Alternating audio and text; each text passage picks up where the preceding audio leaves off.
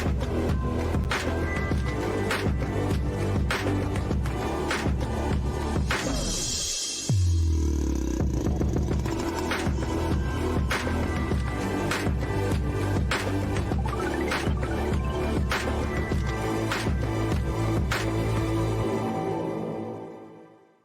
what's up, guys? I hope you're enjoying the Be the Difference podcast.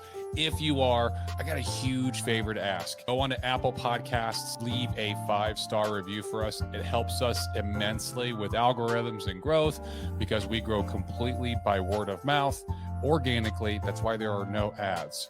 Also, feel free to share this content with somebody you think might get value out of it. Last, if you don't know, I also do coaching to help people become the best version of themselves, starting with physical fitness, going all the way through mindset, sales, and leadership.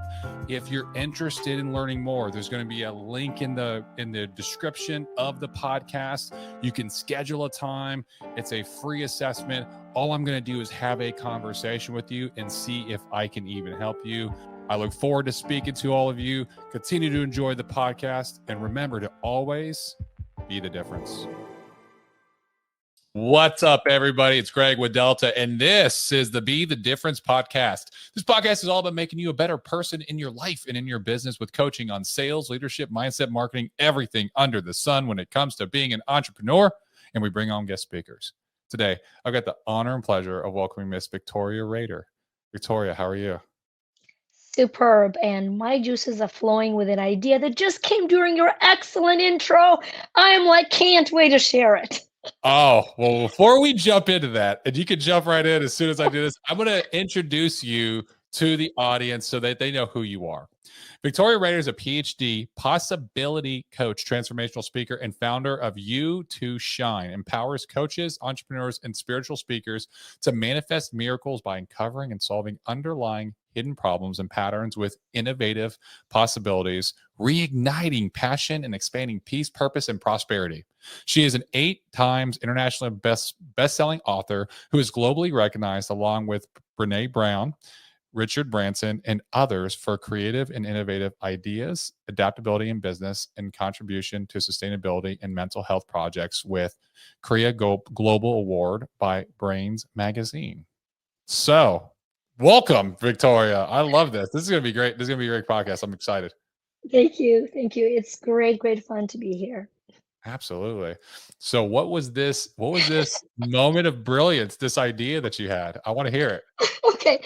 All right. So, of course, it's all about the difference, right? And in all of my many practical past life endeavors, I taught statistics for a while. I mean, I don't share that because it's like doesn't apply to my branding, but Right. I love seeking, finding, and rejoicing in formulas. And so I'm sitting there and I'm thinking, in mathematics, the difference is when you take something and you subtract something else, Yeah. and what's left is the difference.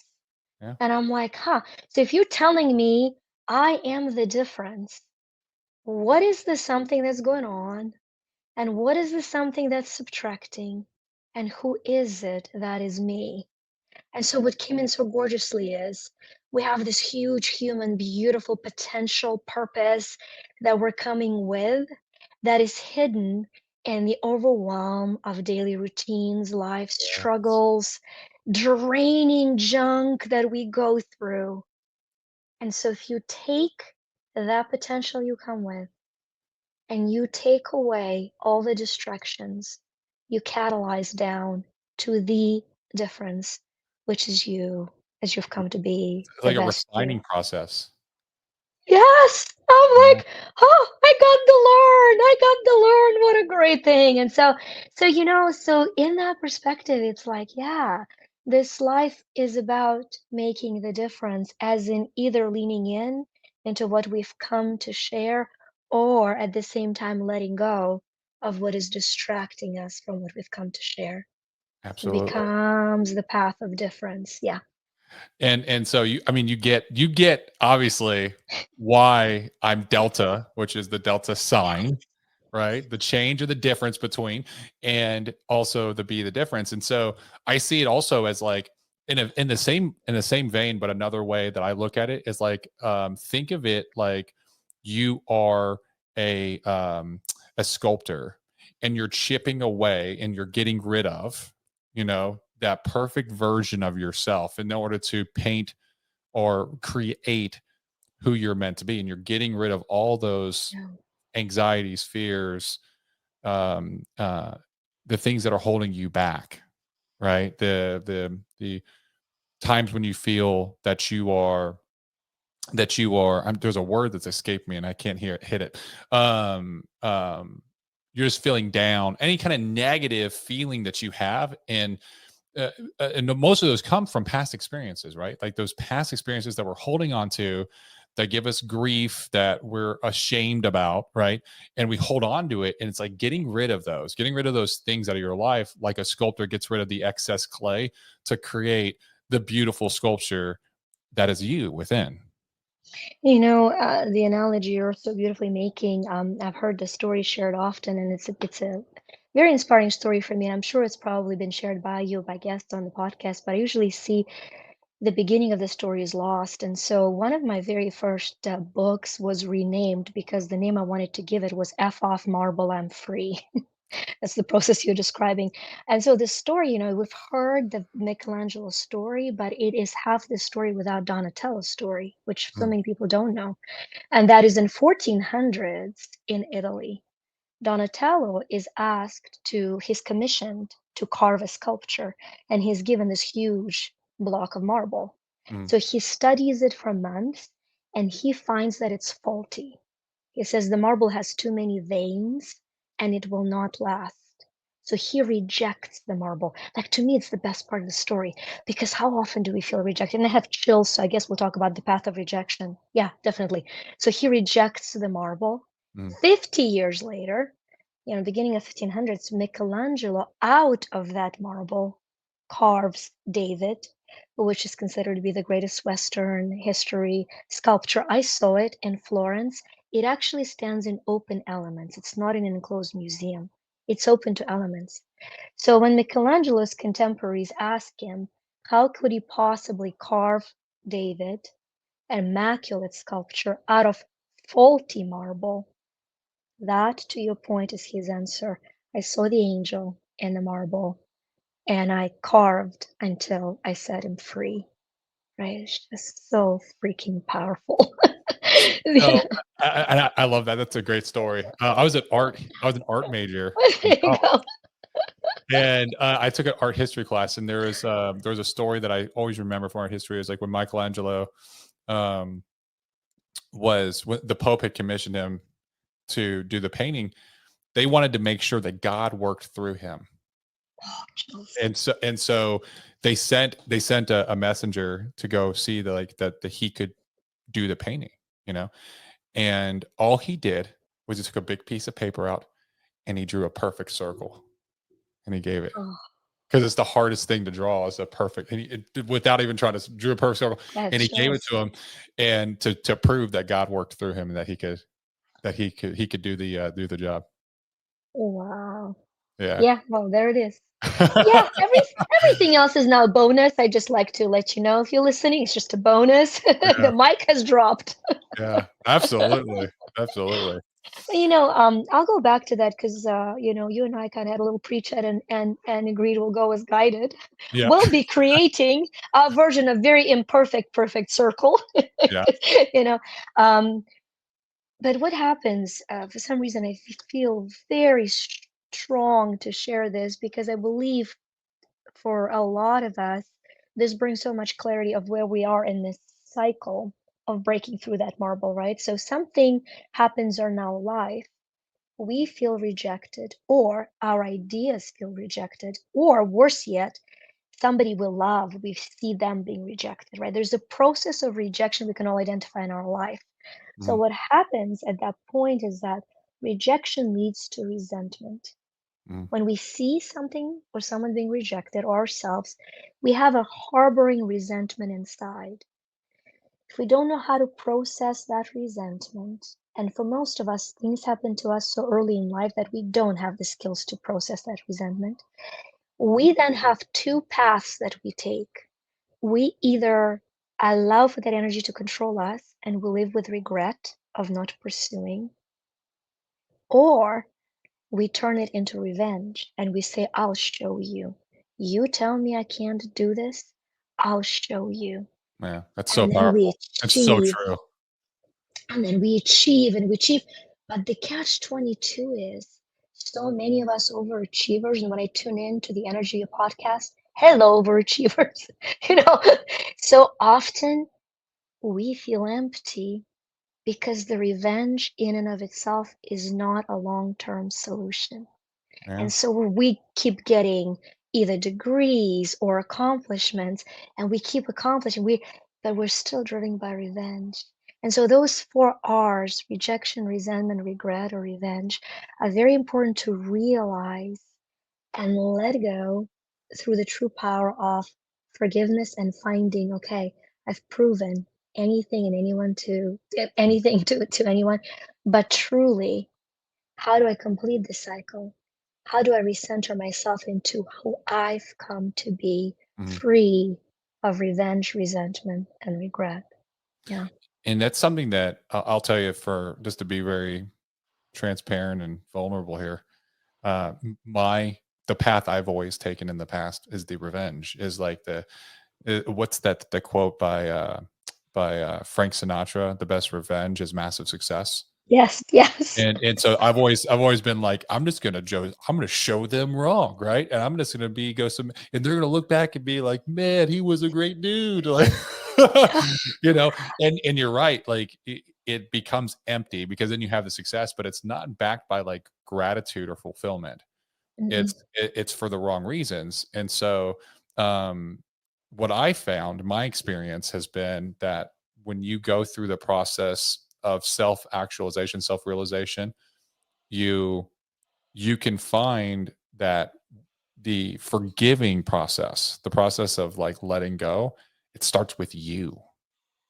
It starts within yourself. And it's like when you learn to let go and forgive yourself, and that means also kind of surrendering to the situation, because it always takes two. Like we always want to be the hero of every story, of every situation that we've ever been in. And we always want to look and say, well, that person did this. This person did that, and that's why I did it. I'm justified, right? And instead of looking at their actions, remove it, be present in that moment, accept what happened, and then look and say, what did I do that I could have done better? Because you're almost relinquishing control of the things that you can control. You're relinquishing what you say, what you think, what you do, and what you feel, because you're so caught up in making them pay and getting revenge and proving them wrong, or holding on like to those four R's. And when you release that, and you just say, you know what, I can't control other people. I can't control other people's actions. I can't control other people's thoughts or feelings, but I can't control mine. So let's do a deep dive in like what I did, and you take accountability, even if you're like, hey, I wasn't as wrong as they. It doesn't matter. That really doesn't matter. What matters is that there's always another action that could have been taken in that scenario, and when you do that, you'll learn to forgive yourself. And it starts with you, right? And it's so much easier to forgive other people when you learn to forgive yourself. Absolutely. And two things that you've said resonated so deeply for me. One is the concept of surrender. So Mhm. the not funny joke that I say is that I'm Ukrainian. We don't surrender that well. I'm gonna fight this till the last blood. Yeah. My freedom, my blood. You gotta spill it to get my freedom away from me. And so, the concept of surrender is something I spiritually have been seeking a lot. Mhm. And I had a really magnificent experience in one of my sacred places, going to my temple, to my sacred place. And I really just was having one-on-one chat. I'm like, okay, God, this whole surrender thing, genetically, not in me. Okay, just like not in me. I Yeah. get it. It's a good idea. Seems like a good idea for somebody else, Yeah. you know. And it was really a powerful exercise that was literally given me that hopefully brings into palpable practical awareness for somebody who's where I've been in terms of surrender.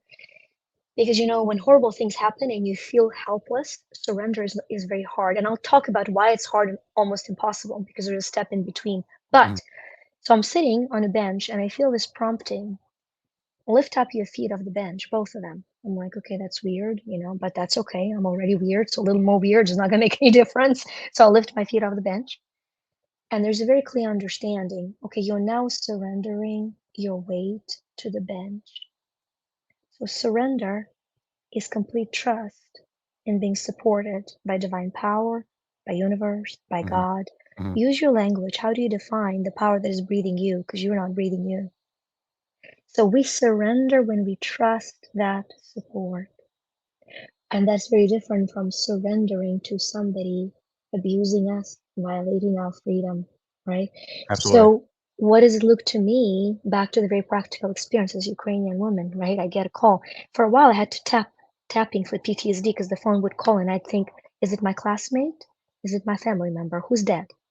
Who is it, right? So, it's a very, very real situation. So, there are three stages of empowerment that using this, example I can say. So the first stage is life happens to me and there's nothing I can do.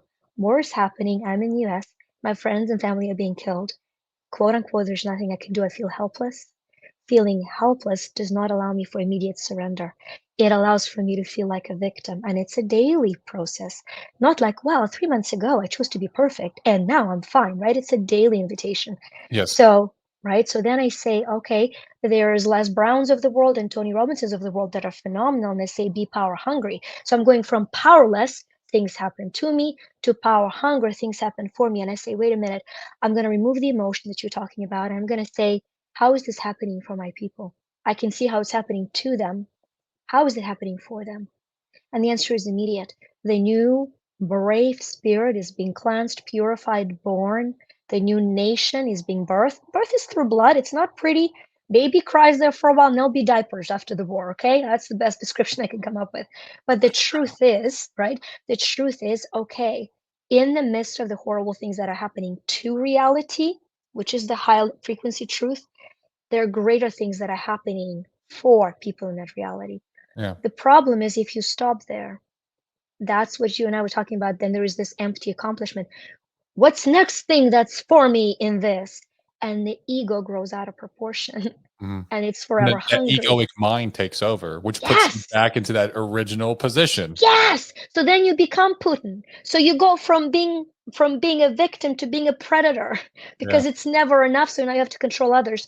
So that third step is saying, wait a minute, horrible things are happening to me. I find lessons that are happening for me, but how can I life happen through me? Mhm. How can I? And that's what you surrender to. You surrender to the guidance happening through you. What did it look like for me? Launching a clothing line, Free Me, that raised the money that I can send now to the orphanage and to the children in Ukraine. Practical thing. That's how I can handle it through me, Yeah. right? So, Yeah. yeah. So that is a great explanation of surrender. That is a fantastic. In fact, I mean, we didn't say the word surrender, but in before we started recording and we were like, we're gonna let go wherever life takes us. That's a form of surrender. That's a form of like wherever this conversation goes, it goes. Like, and we didn't plan to talk about this whatsoever, but we're surrendering to us, the conversation, our intellect, and how this is going, and then what we feel is going to be valuable for the audience. And that's why I like doing conversations like that, like on the podcast. I never have any pre-canned questions. I like read the bio and I get some information. I'm like, okay. And I have a little bit of an idea, but I'm like, oh, let's see where it goes. Right. I learn so much. I grow from it. I've had a lot of podcast guests, and it for me, it's just as fulfilling as if I was in the audience listening, because I get to almost learn firsthand, and then I get to be like, oh, there's this, and I get to ask questions and drive the conversation. But it's a form of surrendering, just trusting the process and giving into it. And so and that's the Ukraine example. That's a powerful example, and I love that you use that. For those of you listening, um, let's take it down to like the micro, so a smaller example, right? Let's say that you're an entrepreneur and you're new in business, and when you're new in business, what happens? You have all kinds of things come up, like things that you've never been prepared for, employee taxes, and you're setting up pay accounts, and you got to go file for the state for your unemployment taxes and all kinds of things, and these things that you don't even know. Then you're getting letters and you're like, what's going on, right? And it feels overwhelming, right? And so then you're trying to get your product out. On top of that, you're trying to sell, clients are telling you no, right? And then you look at it and say, well, I just can't do this, right? This is too much. That's a form of like, this is Mm, happening to you. So instead you can say, well, this is happening for me because it's teaching you all the things you need to do in order to be successful. If you're trying to sell a product to a client's, okay, and you're not selling at all, and you're having trouble getting clients on the phone, setting appointments with clients, getting in front of them, or even pitching, doing a pitch, this is the universe telling you this is where you need to work on. This is what you need to challenge yourself. It's challenging you, and it's telling you exactly where you need to focus your efforts so that you can fix that, and then you can take your business or your life to the next level, hopefully provide a fantastic service, make a difference in the world, and go from there. But you have to surrender to that. You have to mhm, kind of release and not be like, well, I thought this was going to be, and that's why entrepreneurs, I believe, fail. So many fail within the first 18 months is because they see that failure as that opposition, as like, I just can't make it through, when that opposition's teaching them what they need to do to get through. And so, agreed. And and I think from my perspective, when you mention service, if you are intentionally and relentlessly serving, sales are automatic. yeah, The sales are not automatic is because you were thinking of how to make a sale happen, and the smell of that is palpable to your clients. So if shifting to, and it's all about the questions we ask. Okay, that's really huge. I teach a lot on. There's so much misunderstanding, for the lack of better word, of manifestation process of reaching your goals through both spirituality, metaphysics, subconscious, and so forth. And so we've come to dumb down the process of ask and you shall receive to submit a list and make it a punch note. But the gold of the phrase ask and you shall receive is really brilliant. Why? It's talking about the question. Our brain cannot, physiologically is impossible to resist the question we ask. So I'm going to ask you, what color are you thinking about? We're not thinking about the color. You're now thinking about the color. You're like, trying not to think about the color. Well, I'll say. So the two aspects. One, we cannot resist answering the question. Two, we cannot resist negation. We only see what comes after negation. What do I mean by that? Okay, Greg, do not think about your car. Don't think whether it has leather or fabric seats. Do not think about the model right now. Stop it. Do not think about the model. Cannot. So once you understand the power of that, you see why parenting fails because we tell our kids what not to do and we program them to focus on that. yeah, So mastery of manifesting in your life is mastery of those two full, very independent but collaborating aspects. So the first one is ask and you shall receive. If you start noticing what questions you're posing to your subconscious mind, you will see answers in your reality immediately. So, in that situation that you're describing, if you start asking, what is wrong with me? What is wrong with my team? What is wrong with my product? Why isn't anybody buying? That is the reality you're going to see more and more of. Why? Because when you pose a question, your reticular activating system, I tell people move your RAS, and then move your, other S. That's besides the point. That's action. So when you ask a question, the reticular activating system, those beautiful bunch of neurons at the bottom of your brain there, filter 20 million bits of information to only the small 2,000 bits of information that can answer that question. So when life is hard, and it will be, we've agreed to have the luxury of challenge, pain, and frustration. We've agreed to it. And it mhm, is a luxury of feeling fully, right? Mm. Is what an incredible experience to feel fully. Just a luxury. So we've agreed to it. So when we go through it, we then ask a question. What is one thing I can do to make it better?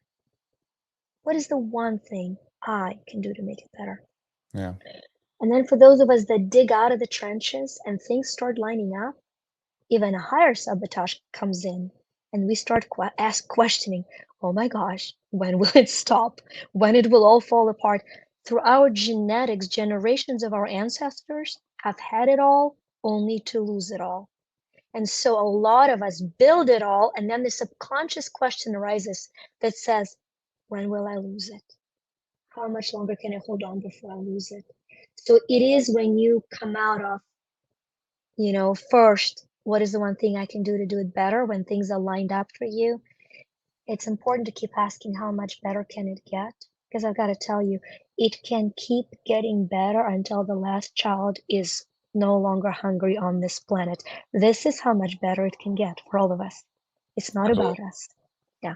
Absolutely. And it shows that, I mean, I haven't talked about the RAS, reticular activating system, on here for a while, which I love that you're talking about it. But it showcases how our beliefs affect the lens in which we view the world. It affects the questions we ask ourselves. And that's absolutely true.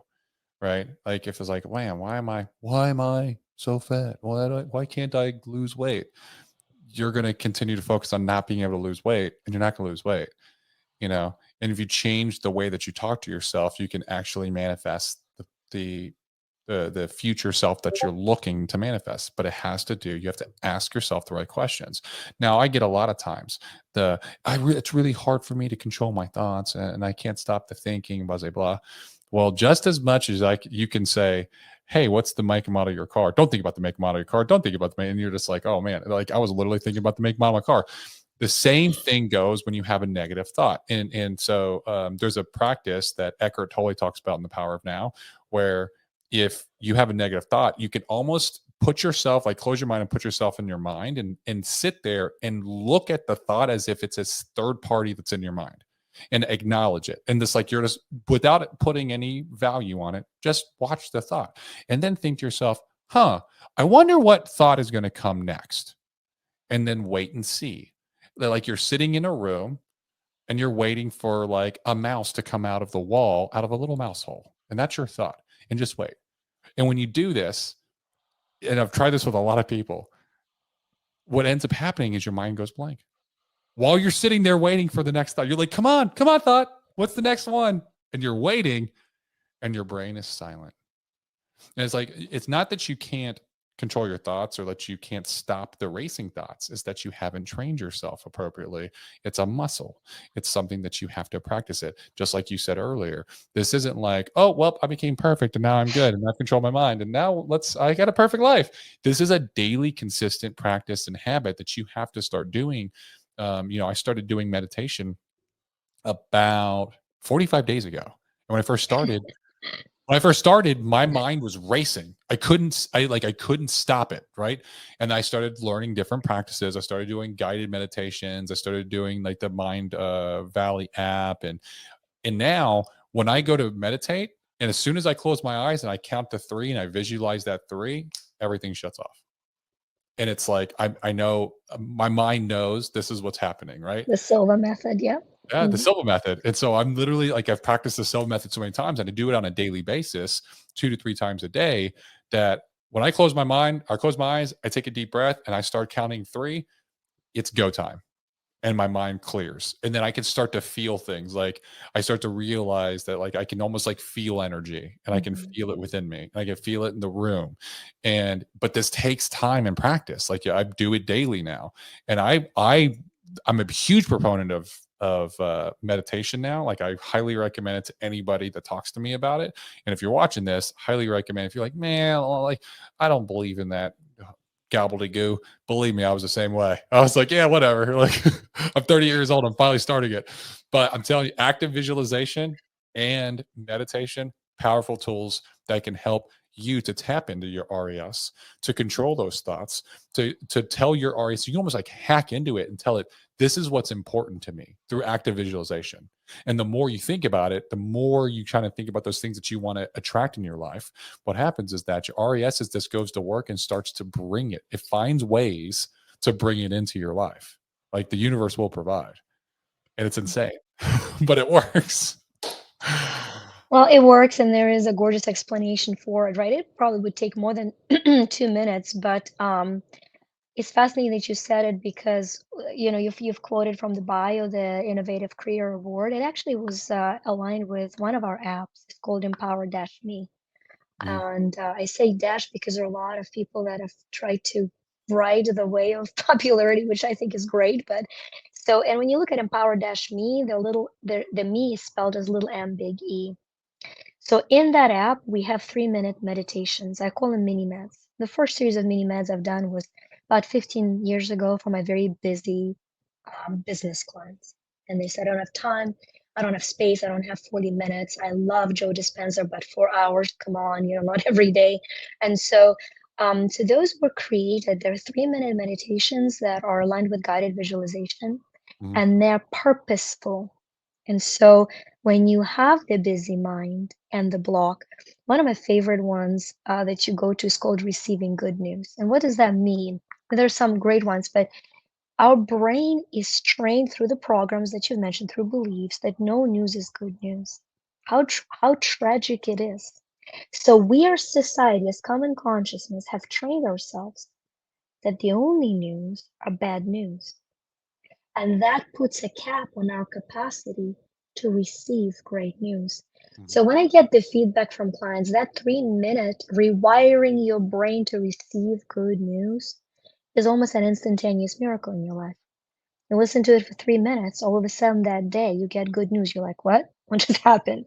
Right. And so the feedback, the loop is that fast. The feedback loop is that fast because as you change the filter, the color of the reality changes. If I put Yeah. yellow glasses, it's yellow. It's an immediate loop. So what I felt like seeing is that one of those subcategories in the app is my freedom. For some reason, I feel very strongly that we could. It's a very intuitive app. You shake the phone, and what you need at the moment pops up for you. And so, claim your joy is what came up as an activation for receptors. So, I'll read it for us here. I now have receptors for joy. I'm learning to live in joy. Deep joy is not the absence of sadness, but the presence of peace, even during times of sadness. Joy washes away my fear. Joy washes away my unhealthy dependencies. Joy frees me. I feel it, I live it, I choose freedom, I'm free. I think a lot of us have an unrealistic expectation of giddy happiness and it robs us of joy. So, for what it's worth, that was the alignment for the app. When you mentioned meditation, of course, Empower Dash Me came in because I feel it's one of the greatest gifts we've created for this world. Yeah, I love that. So, and that's the app that you helped develop or create. that's our app. Yep. That's your app. Awesome. And so they can just go to the app store and look up Yeah. Empowered Dash Me. Yeah. Yeah. Very nice. I like And it. then I'm tempted, so I'll tell you why me. If you look at like the books, Prosper Me, Manifest Me Journal, Miracle Me, the little M, big E, I think it's very poignant because when we talk about making the difference, that idea came through me, and so when I was thinking of how to name the book, I saw it as little M, big E, and I was like, pattern interrupt. Somebody's at the airport, they see me, they're like, wow, why me? But it's a good kind of why me. It's not like why me, it's like why me. So I'm assigning meaning. So the tip I would have to say is that as you meditate or you pray or you ponder, you connect to divine guidance, ask the next question. That would have saved 30 years of me of making mistakes. Ask the next freaking question. So I'm like, okay, let me ponder as to why me. And it is a recipe for who we are. Like, it's so beautiful because it's so simple. Yeah. Because see, all of us are mortal matter that manifests materially. We cannot deny it. Some spiritual teachers say, I'm not this body. And I say, really, let me pinch your ass. Yes, you are. I'm sorry. It's rude, but it's true. We are this mortal matter that manifests material. That's a little m. We're also eternal energy, the essence of expansion. So the game of life becomes the game of surrender. where Mm. you surrender your mortal to your eternal, your matter to your energy, your material to your essential, and your manifesting to your expansiveness. That is, in a nutshell, the journey of enlightenment as I see it. So when the manifestation, or when the meditation in the app says I am me, the subconscious is being reprogrammed at the end to be reminded that I'm not here to refuse my human weakness. I'm here to overcome it through surrender to love. I'm Mm. here to acknowledge it, to face it through love, and to surrender it to a greater part of me. That is phenomenal. You're I'm so loving this. sweet. I'm loving this conversation. Um, so I want to go check out this app. Yes, yes. I love this. I love this. The some of the things that you said that made me kind of think while you were talking is the piece we're talking about joy. The joy is not the absence of like sorrow or sadness. And something that I've learned is that love is not the opposite of hate. And in fact, a lot of people have this feeling that um that when they love somebody, right, that it's, and then they break up and then they end up hating them. And so it's like, well, there's like two halves of the same coin kind of thing, right? And I used to feel the same way. It's like it's a very fine line, and it's not, that wasn't love, right? Love comes from within. Love is abundant, right? And it doesn't have that opposite. It's not even linked to the negative. And what you end up finding was that you never really had that love. What you had was infatuation. What you had was maybe Mhm. passion, right? You had powerful feelings, but they were feelings that were linked to your egoic mind. They were feelings that did not come from within. They came from your ego. And that's why it so quickly turns to hate. And we see it. I see it all the time with failed relationships, failed marriages. People are like, they'll, and 1 minute they're praising the love of their life on social media, and then they're like bashing them as soon as they break up. They're like, they're the worst person ever, and they're narcissistic, they're this or that, and they're I saying, love the narcissist talk. and it's just like come on, like I can see through that, and people should start be able to see through that. And it's there, that wasn't love. If you're having this reaction, that was not love. It just wasn't, right? And just like with, I say this to my team. I say this in when I do coaching with leadership all the time, which is there's levels to leadership. And the first initial level of leadership is self leadership. You have to be able to lead yourself. If you cannot lead yourself, you cannot lead another person. Just the fact. And once you've mastered leading yourself, you will be able to lead other people. People will come to you because they will see you will put off an energy, right? And this is the same with love. Love comes from within. And when you learn to love yourself, and I'm not talking about like getting in front of the mirror and being like, I love myself, I love myself, that's not what I'm talking about. I'm talking about actually tapping into your inner peace and your self-actualization and having a love for yourself. You will find love in everything and everyone. It'll be abundant. And it's very powerful. But this is a process that you have to go through in order to kind of to let go of the past, you know not linked, because a lot of times we link the past to the future too, so we're so frightful of the future because of past action, so we're always looking at the past and the future. That's all we're doing, is looking at this too, and we're not present in now. We're not living within now, and we miss out on these experiences of what's going on around us, and we let our ego mind just run wild, right? And when you learn to quiet that down and surrender to now, that's when you can start to open up and you can start to tap into that abundant universe and those the very powerful feelings of love that come from within and from the universe, that we're all connected. We're all the same energy. We're all the same. All equal, maybe not all the same, but all equal. Oh yeah, all equal, all equal. We all come from the same energy Yeah. source, right? Yes, yes, So all yes, things do. And so yeah. and the universe is abundant. Just like you were saying earlier, like how good can it get when every single child is no longer hungry? Yeah, That's how good it can yeah. get. And honestly, like it could get so good that every single person could be abundantly wealthy in the Yes, world. And yes, yes, and yes.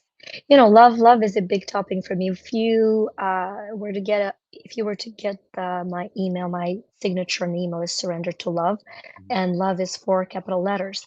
And the reason I capitalize them is because my acronym for love is life, originating, vibrant, emotion, which is energy in motion.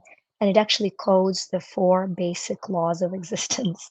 We can talk about those at a completely separate time, just because that'll take Yeah, me because on a, yeah, I can on see a that whole we other can talk for a on a long time, on a Victoria. whole other thing. So we're not going to go there, but I want to stay with love.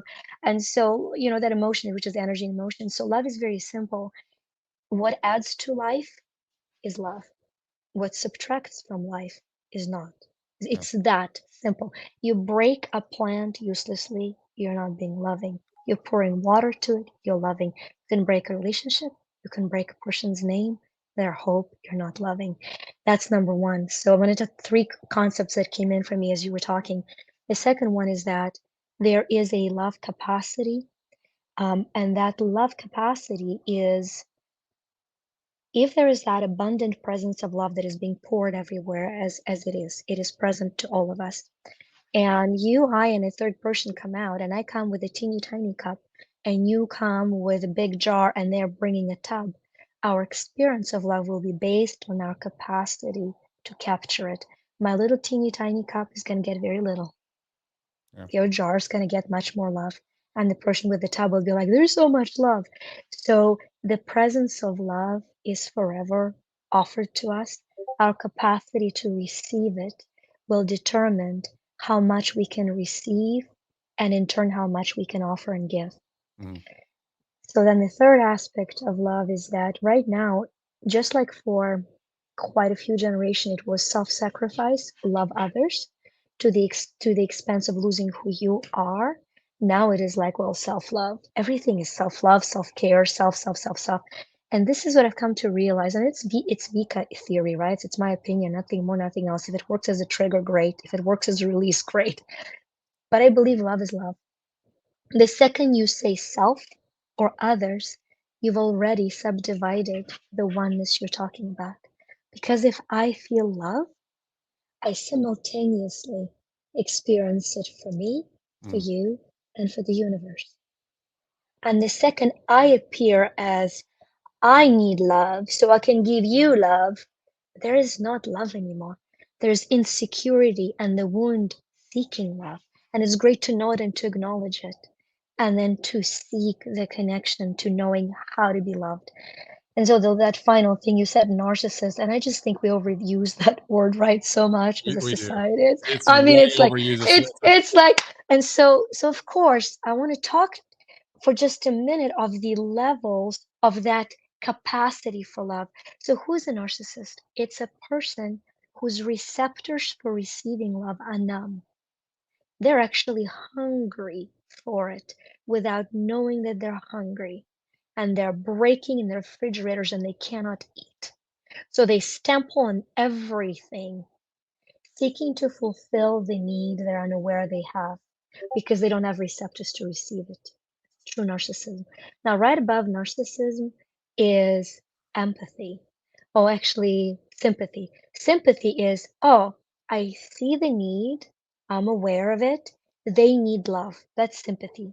Somebody's hurting, they need love, I get it. Then there is empathy. So many of us empathetic. I see pain, I take it in me, so it's easier for them. That's empathetic love. So what happens very often, narcissist and empath attract each other Yeah. because the narcissist has no boundary. They're closing in looking for love. And the empath has no boundary. They're offering their energy to that. And those are very damaging relationships. And so right now, our humanity has a new level of capacity to expand to compassion. And what is compassion? I see your pain, but instead of absorbing it from you, the direction of pain towards me, I'm going to offer the love that I have to you. This is what we as humanity are offered on our path of enlightenment right now. And that is to see those different capacities and as individuals to continually be reconnecting to the presence of love so that we can send it off without absorbing the pain, without being triggered by the absence of it, by narcissism, because those narcissists are the ones that need that love the most. And yet, we're society have developed a culture to prevent love from circulating. We ghost and we cancel. Wow. It's we are definitely in the midst of an entire like a transformation, I think, Yeah. societally, a transformation in terms of um, how we love, how we do relationships, how we live.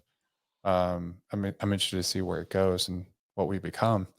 But yeah, the the whole cancel culture, the ghosting culture, it's real and it's hurtful. You know, it's hurtful to people.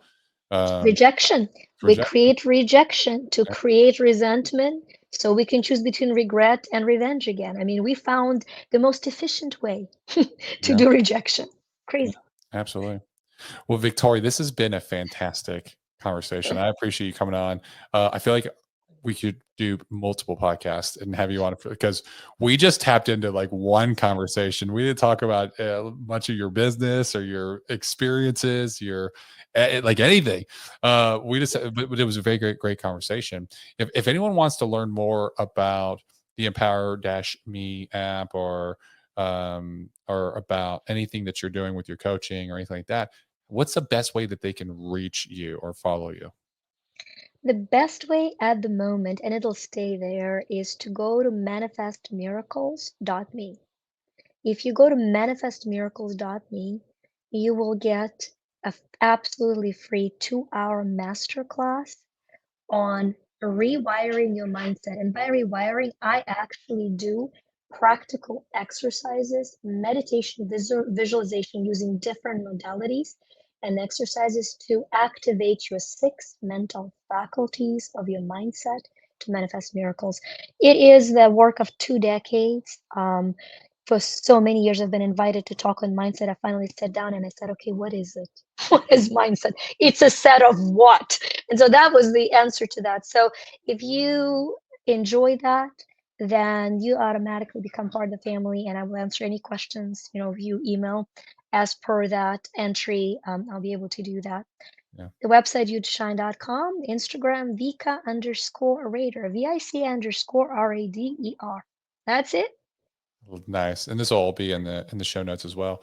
Last question I have for you, for all my guests, Victoria, is you have the opportunity to sit with, learn from, have a conversation with, break bread with 3 individuals, anyone in history, alive or deceased.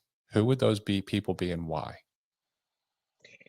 Great question. And the answer that I have is so bizarre because I do that regularly, right? Ever since I've read Think and Grow Rich, Napoleon Hill, I have masterminds with those people. And so Which is that's a kind great book. That's a good point. That's a good point. He does teach that in the book. But yeah, go ahead. and so for me, one of those people is Mary Magdalene. Mhm. I believe she was an immense influence. I just read the Gospel by Mary Magdalene, and I'm just fascinated by the Estonian tribe, and so I very often ask for insights of true female empowerment from her. That's the why, because I think a lot of women seeking empowerment only know how to do it through the masculine energy, and that's tragic.